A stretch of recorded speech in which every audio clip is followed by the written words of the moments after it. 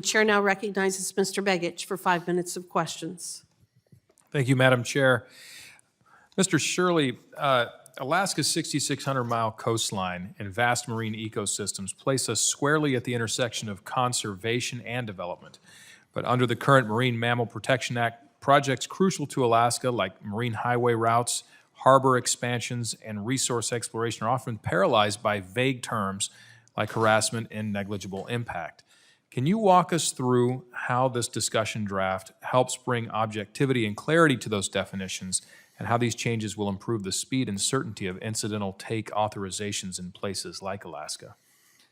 Thank you, Representative. And I'll also note that I have spent lots of time in your state, was just there last month, and will be back in September. And I have been to the end of the road at Dead Horse before, and so I'm familiar with a lot of that coastline, at least in my mind, and love the vastness of that. So again, MMPA and what we're trying to do here from a very high level, for me, it is making sure that we're conserving marine mammals as well as being able to put us in a place where, I mean, absolutely, that's the goal of the service, is making sure those marine mammals are protected and being able to do so in a way that we're not stymieing further development or communities or whatever it may be, working with our partners to find win-win situations.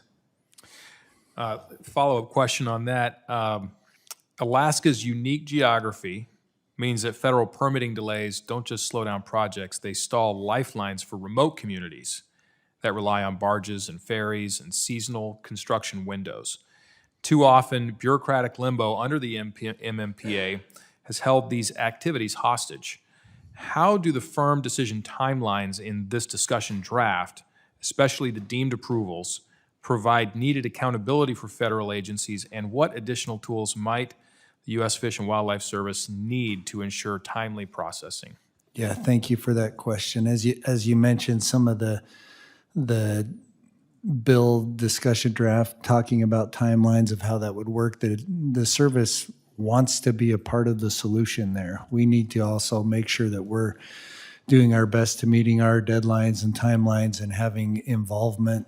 And we need to be thinking outside the box of how we're able to do that. Again, we don't want to be the reason why we can't be protecting marine mammals and moving forward with projects at the same time. I think that there's ways that that can be addressed and done.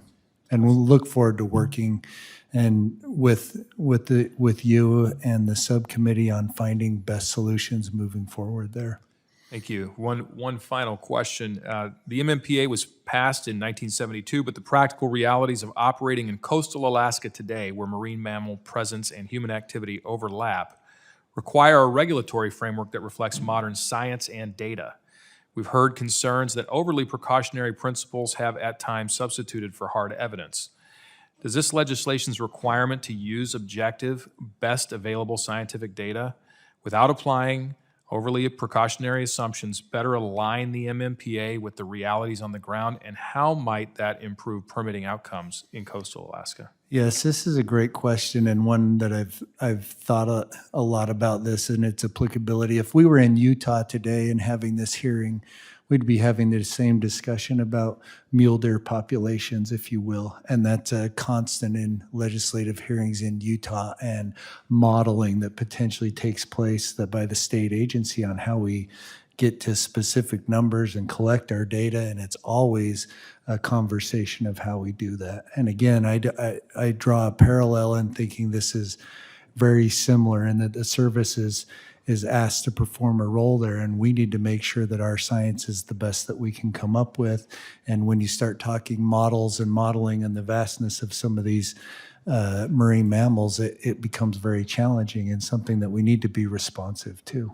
Thank you. I'd just like to say, it should be the objective of everyone in Congress and everyone at the agency to seek hard data, to seek hard science, to make that science transparent so that we can make the best possible decisions with the information that we can gather and analyze. And I'm encouraged to see that we have bipartisan support. We heard from the representative from Maine earlier talking about some of the challenges that they have in his district with the MMPA and opportunities for us to work in a bipartisan fashion to improve the MMPA and make it more effective for the populations it's attempting to protect, as well as responsive to the economic interests of the people of our nation. And with that, I yield back.